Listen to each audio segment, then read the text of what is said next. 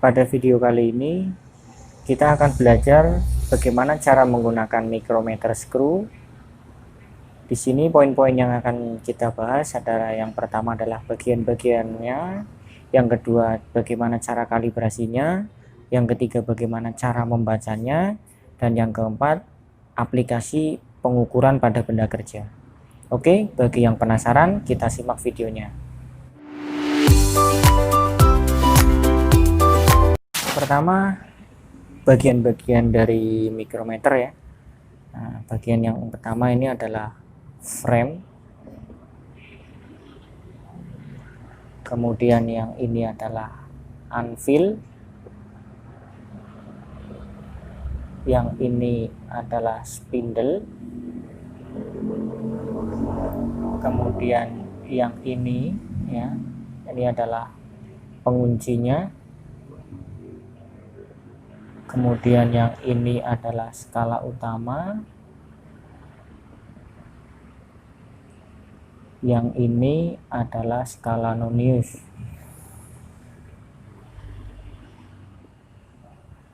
Yang ini adalah timbel. Yang ini adalah ratchet. Oke, saya akan jelaskan masing-masing fungsinya dari bagian-bagian ini. Untuk frame ini adalah pemegang utamanya ketika kita mengukur ya. Kemudian untuk anvil ini adalah batang tetap, di mana anvil ini nantinya akan menjepit benda kerja bersama dengan spindle. Untuk spindle ini nanti dia bisa bergerak maju mundur ya. Ketika kita menggerakkan timbel ini, nanti benda kerja akan terjepit di sini. Ya, setelah terjepit, kemudian benda kerja itu kita lakukan pengunci, ya, kencangkan supaya tidak bergeser. Ya. Kemudian kita baca hasil dari pengukurannya. Nah, kemudian untuk ini, ya, ini adalah batang untuk kalibrasi, di mana alat ukur yang kita gunakan ini batasnya dari 25 sampai 50 mili dengan ketelitian 0,01 mili. Proses kalibrasinya kita lakukan kalibrasi sebelum pengukuran. Caranya ini kita pasang batang untuk kalibrasinya ya. Kemudian kita gerakan ratchetnya ini maju sehingga dia nanti akan menjepit dari batang ini ya.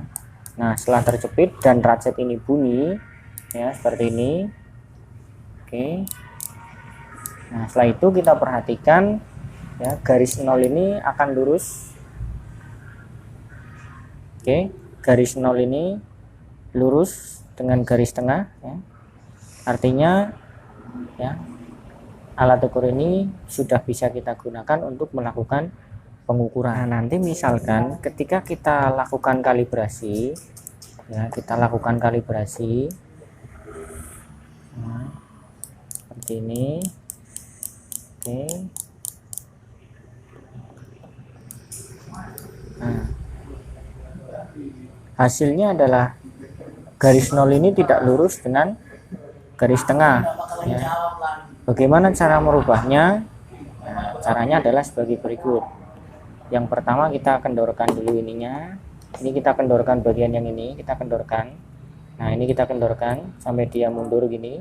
Kemudian bagian timbelnya ini kita tarik. Nah, bunyi. Nah, setelah itu kita pasang ini.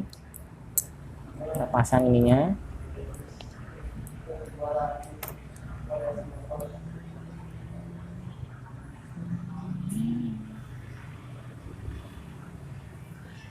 Nah, setelah itu, setelah ini terpasang seperti ini ya, yang kita luruskan nolnya ini dengan garisnya ini seperti ini. Nah, kalau udah lurus gini ya, nah ini lurus, kemudian ditekan.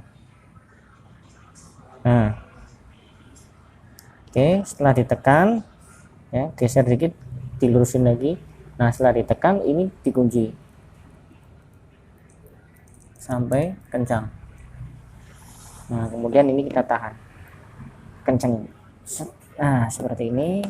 Nah, kemudian sekarang kita coba kita tes apakah sudah benar ya hasilnya. Oke. kita cek. Nah ini ya sudah lurus ya nolnya. Oke, berarti ini sudah siap kita gunakan. Untuk cara membacanya, yang pertama ini saya akan menjelaskan untuk skalanya ya, karena alat ukur ini dimensinya dari 25 sampai 50, jadi di sini langsung 25 ya. Untuk yang atas ini skala utama, ini per stripnya 1 mili, jadi 25, 26, 27, 28, 29, 30 ya. Kemudian untuk yang bawah ini 0,5 ya, 0,5 artinya di antara 25 dan 26. Nah ini yang bawah ini di tengah-tengahnya ya. Kemudian untuk skala noniusnya ini, skala noniusnya ini per stripnya 0,01 ya, 0,01. Oke, langsung saja kita praktekkan ya pengukurannya. Oke, kita perhatikan angka 30 ya. Saya akan bikin di angka 30,0 atau 30 pas ya. Oke, saya putar. Oke, nah ini 30 ya, artinya nolnya lurus dengan tengah ya, 30 nya terpotong ya, 30 ya. Kemudian satu strip seperti ini artinya 30,01, 30,05, 30,09, 30,1 ya, 30,14, 30,2, 30,26 ya.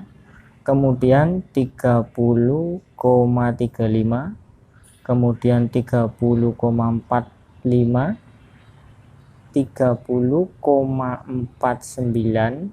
Nah di sini ketemu nol lagi, ini satu putaran ketemu nol lagi ya, bukan 31 tetapi 30,5 ya. Karena apa?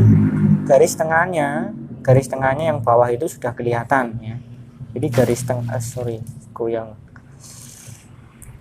Jadi ini maksud saya, ini garis tengahnya ini 30 dengan 31, ini ada garis tengahnya yang di bawah ini kelihatan.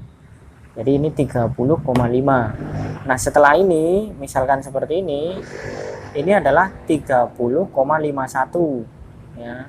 Kemudian di sini ini 30,6 ya, di sini 30,7. Nah dari mana 30,7 ya? Yang pertama 30-nya jelas ya, 30-nya jelas. Untuk komanya dari mana dapat 7? 7 itu ketika garis bawah ini sudah kelihatan, garis yang bawah ini sudah kelihatan ya, ini artinya 0,5 ditambah 0,2 kan 0,7. Nah jadi 30,7. Oke, untuk aplikasi pengukurannya seperti ini. Benda kerja kita akan jepit di antara anvil dan spindle ya, ini seperti ini. Nah di sini ada celah ya. Nah ketika benda ini masih jauh, ini kita boleh dengan memutar timbelnya ini ya, boleh. Tetapi kalau sudah mepet atau hampir mendekati seperti ini, nah ini hampir mendekati ya. Nah setelah itu yang kita putar adalah ratchetnya yang belakang, yang ujung itu ya. Karena apa? Nanti kalau yang kita putar spindlenya, dia akan terjepit terlalu kencang, hasil pengukurannya tidak akan akurat. Jadi yang kita putar ratchetnya. Nah ini ratchetnya kita putar. Ketika ratchet ini sudah bunyi, artinya ini sudah siap kita baca ya. Supaya tidak bergeser, penguncinya kita kunci ini, yang kita putar aja ini set. Nah setelah itu kita keluarkan. Nah setelah itu kita baca. Ini hasilnya adalah 35,12. Oke ya, 35 ya, 12 ya. Walaupun di sini dia agak naik di atasnya 12 dikit ya, tapi ini masih mepet ke 12 ya, jadi 35,12. Nah nanti dalam proses pengukuran itu ada kalanya hasil pengukurannya bisa seperti ini. Nah ini nanti kalau seperti ini hasilnya boleh dibulatkan ke atas ya, yaitu 35 ya. Tetapi kalau dia mepetnya ke bawah seperti yang tadi, hasil pengukurannya ini dibulatkannya ke bawah, jadi 35,12. Karena apa? Standar pengukuran ini kita lakukan untuk angkanya ini hanya 2 angka di belakang koma ya. Tapi kalau ini terpaksa harus dibaca 3 angka di belakang koma, ya ini boleh ya, tapi 2 angka aja sudah cukup sebenarnya. Ini misalkan dibulatkan, berarti hasilnya adalah 35 ya, koma ya, di sini 1 2 2, boleh seperti ini. Nah, 3 angka di belakang koma. Nah, tapi kalau mau dibulatkan aja 35,12 itu sudah cukup. Oke, seperti itu ya. Nah, oke, jika ada pertanyaan silahkan nanti bisa komen ya. Untuk mendukung video-video saya selanjutnya silahkan dibantu dengan subscribe-nya dan nyalakan tombol loncengnya untuk pemberitahuan biar tidak ketinggalan video-video yang terbaru. Karena dalam video ini saya akan membahas sedikit banyak tentang teknik sepeda motor roda 2 ya. Oke, kita nantikan video-video selanjutnya. Terima kasih, semoga bermanfaat.